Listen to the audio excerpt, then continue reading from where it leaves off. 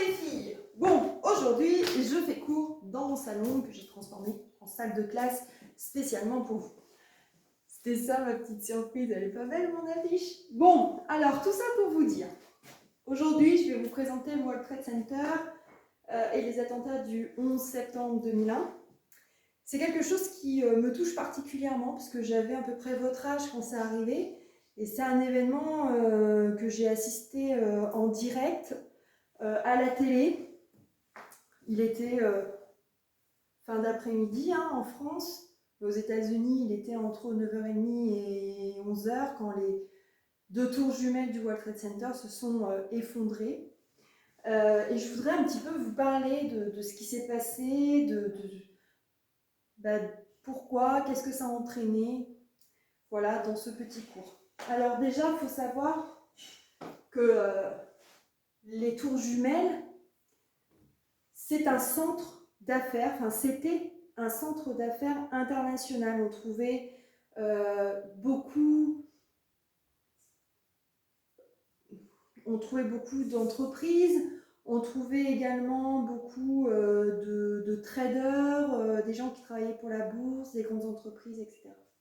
C'était aussi un énorme symbole, parce que symbole économique, et au-delà du symbole économique, c'était un symbole des États-Unis, c'est-à-dire que ces tours se trouvaient sur l'île de Manhattan, donnaient en fait sur l'eau, et quand vous arrivez en fait à New York, vous passez le pont, et là vous voyez les World Trade Center.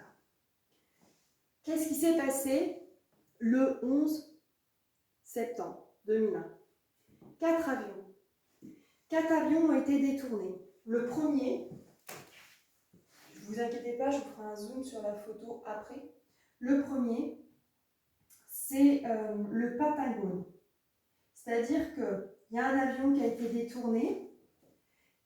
Il a fait une boucle pour retourner sur Washington, la capitale, et il s'est écrasé sur le Patagone. Le Patagone qui est le centre de contrôle des opérations de l'armée. C'est là-bas où on trouve la CIA, le FBI, etc. Donc, tac, il s'est écrasé. Deuxième, l'avion a craché, a décollé, d'accord, de ici, et il s'est craché à Shanksville, c'est une petite ville, en plein milieu de rien. Alors, pourquoi? Parce qu'en fait, les passagers ont repris le contrôle de l'avion et l'armée a abattu l'avion.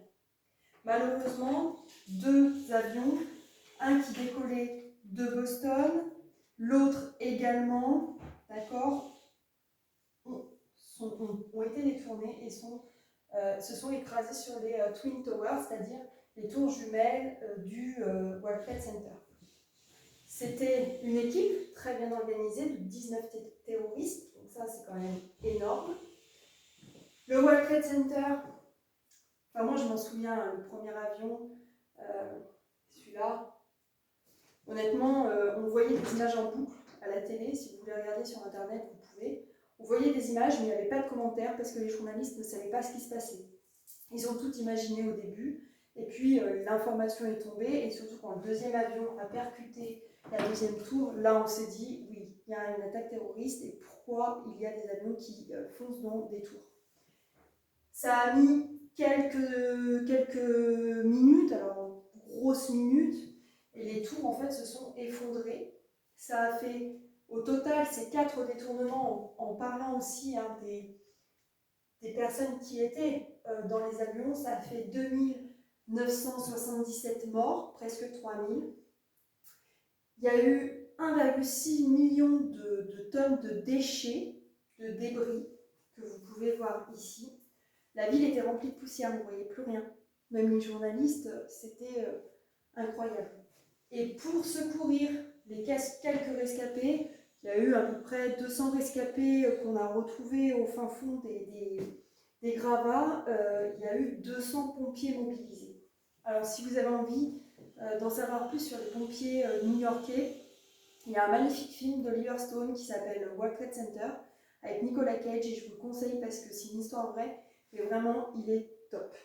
Je vous l'avais mis, je crois, sur la liste. Et en fait, c'est posé tout de suite la question de enfin surtout le président à cette époque, qui est George Bush Junior, va se poser la question, mais qui est responsable? Et ils vont désigner tout de suite, parce que ces attentats vont être revendiqués à la télé, sur des chaînes islamistes, et les responsables, c'est un groupe de terroristes très connu qu'on appelle Al-Qaïda, qui est une organisation terroriste dirigée par Oussama Ben Laden, qui a été créée en 1987 et qui se trouverait en Afghanistan. Voilà. Quelles sont les conséquences de ce World Trade Center et de cet attentat? C'est que les États-Unis, qui sont très fiers, n'oubliez pas que c'est la première superpuissance mondiale, eh bien, ils se trouvent attaqués au cœur de leur pays. Ils n'avaient jamais été attaqués sur leur territoire. C'est-à-dire qu'ils ont été faire la Première Guerre mondiale, la guerre du Golfe, la guerre en Yougoslavie. Ils étaient toujours présents sur des territoires qui n'étaient pas eux, mais c'était la première fois qu'ils étaient touchés au cœur même de leur pays. Et conséquence, ils vont attaquer l'Irak parce que, soi-disant, que l'Irak cacherait Oussama Ben Laden. Et le but, c'était de tuer Oussama Ben Laden. Or, Oussama Ben Laden n'était pas du tout en Pakistan, pas du tout en Irak, il était au Pakistan. Et c'est Barack Obama, qui va, dès le début de sa présidence, retrouver Oussama Ben Laden et le faire tuer. Voilà. Guerre en Irak qui a commencé en 2003 et qui est toujours d'actualité, puisqu'aujourd'hui, il y a toujours la guerre en Irak. Voilà. J'espère que vous avez compris plus de choses sur World Trade Center. Je vous dis à bientôt les filles.